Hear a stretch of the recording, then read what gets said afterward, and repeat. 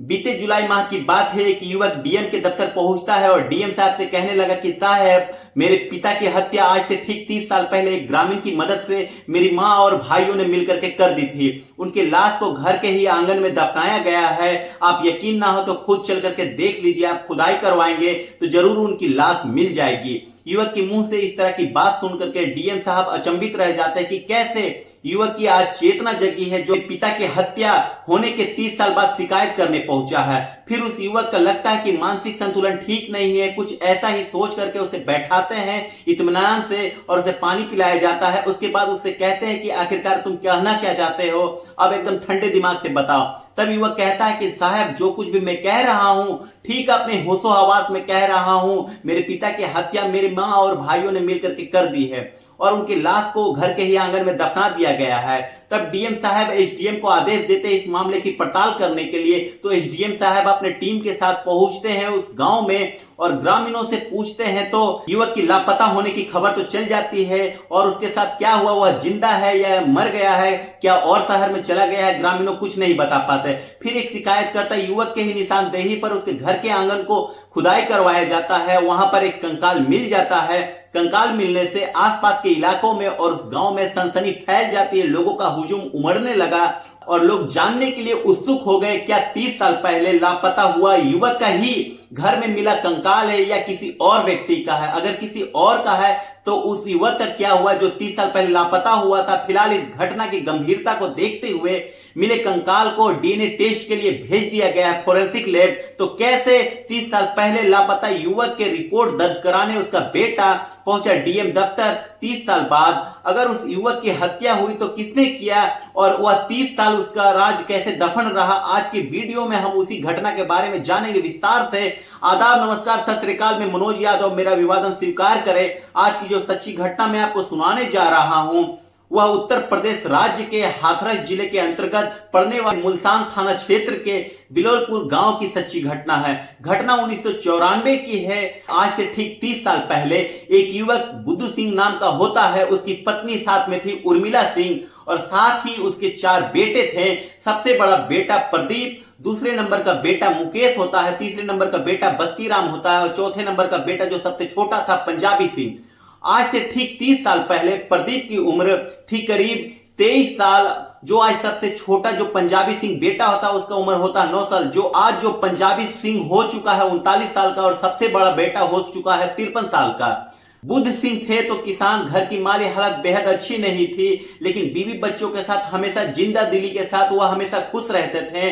एक दिन बुद्ध सिंह अचानक घर से लापता हो जाते हैं। लापता होने के बाद घर वाले गांव वालों की मदद से, पड़ोसियों की मदद से, रिश्तेदारों तक पहुंच करके एक दूसरे से पूछताछ करते हैं, पता लगाते हैं। उस टाइम में तो मोबाइल का दौर नहीं था, लेकिन सामने से जा करके पहुंच करके जरूर पूछे, लेकिन बुद्ध सिंह के बारे में कुछ पता नहीं चला।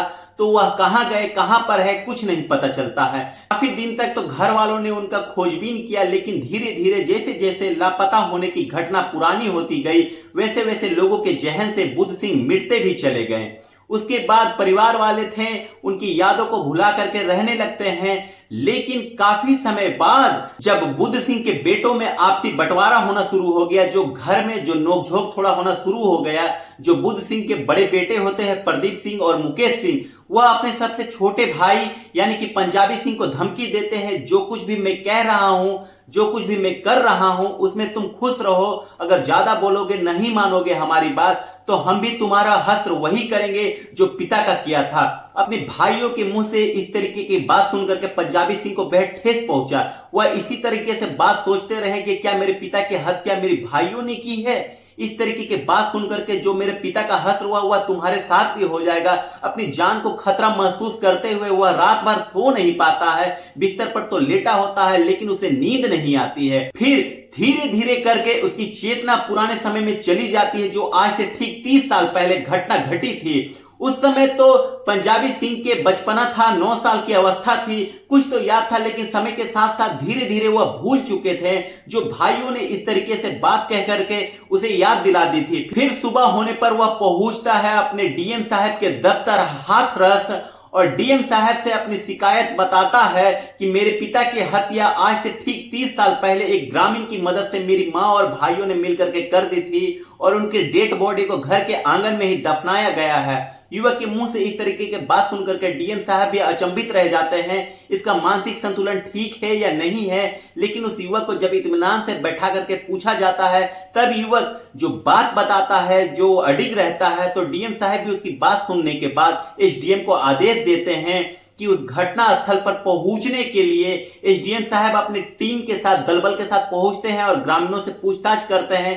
तो ठीक 30 साल पहले बुद्ध सिंह की लापता होने की खबर के बारे में तो ग्रामीण लोग बताते हैं वह जिंदा है या मुर्दा है, या कहीं चला गया, या उसकी हत्या हो गई, या स्वाभाविक मौत से मर गया। इस बारे में गांव वाले कुछ नहीं बता पाते हैं। उसके बाद ठीक इसी महीने 26 सितंबर को एसडीएम की निगरानी में उस युवक के घर की खुदाई करवाई जाती है। आंगन में तो 10 फीट नीचे खुदाई करने के बाद 3 मजदूरों की मदद से इस कंकाल को बाहर निकाला जाता है।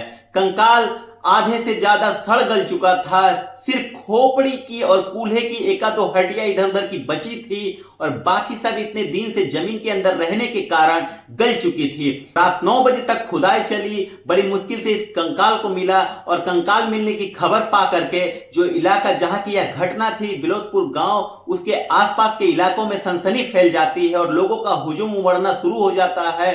अब लोग जानने के लिए उत्सुक थे, क्या 30 साल पहले जो बुद्ध सिंह लापता हुए थे उन्हीं की है जो कंकाल मिला है, या उन्हीं का है, या किसी और का है? अगर दूसरे का है तो फिर उनका क्या हुआ जो 30 साल पहले लापता हुए थे? फिलहाल कंकाल मिलने के बाद इस घटना की गंभीरता को देखते हुए उसे डीएनए सैंपल के लिए फोरेंसिक लैब भेज दिया गया। जो साथ ही सबसे छोटा बेटा होता पंजाबी सिंह, उसका भी सैंपल ले लिया गया है डीएनए के लिए, मिलान करने के लिए। अब यह रिपोर्ट आएगी तभी पुष्टि हो पाएगी। लेकिन जो इस तरीके से घटना है उलझी, जो 30 साल बाद अचानक पंजाबी सिंह अपनी हत्या को लेकर के शिकायत करता है, इसमें परत दर पतर कई कड़ियां जुड़ी हुई होती है। जो इस प्रकार से है, जो बुद्ध सिंह थे वह बेहद खुशहाल थे, भले किसान थे, वो पत्नी उर्मिला थी, 4 बच्चे थे, बड़े मौज से रहते थे। लेकिन बुद्ध सिंह के घर गांव का ही एक युवक होता है राजवीर सिंह नाम का, उसका उस समय आना जाना बढ़ गया।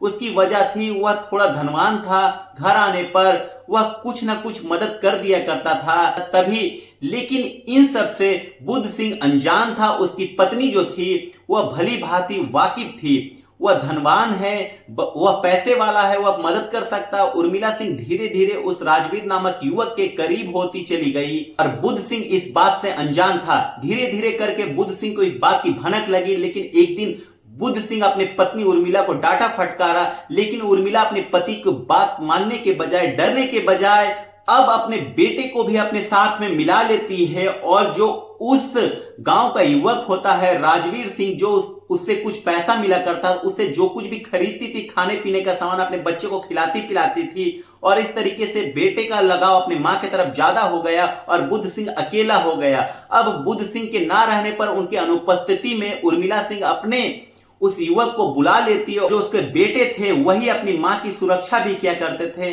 बाहर रह कर करके पहरा देने का काम किया करते थे। जब भी पिता का आना होता, दूर से आते हुए तो मां को बता देते और मां सतर्क हो जाती। इस तरीके से बच्चे को अपने तरफ मोड़ करके उर्मिला सिंह अपनी मनमानी किया करती थी। और बुद्ध सिंह जब एक दिन देख जाता है, रंगे हाथों उर्मिला सिंह को पकड़ लेता है, तब वह साफ साफ राजवीर सिंह को और उर्मिला सिंह को भी हिदायत देता है। लेकिन इसके बाद अपने प्यार में अपने पति को भी अड़चन पा करके उर्मिला सिंह उसके साथ खौफनाक साजिश रचती है, जिसमें अपने बेटे को भी शामिल कर लेती है, साथ ही अपने प्रेमी को भी शामिल कर लेती है। और एक दिन उसके गले में कपड़ा ठूस करके सब लोग उसकी मिलकर के हत्या कर देते हैं। जब हत्या की जाती है तब पंजाबी सिंह की उम्र बेहद कम होती है, लेकिन वह इस तरीके से अपने पिता को मरते हुए देख लेता है तो वह डर के मारे रोने लग जाता है। लेकिन उर्मिला सिंह, उसके भाई और जो उसके प्रेमी था, साथ में सब लोग उस बच्चे को डरा धमका रहे होते हैं,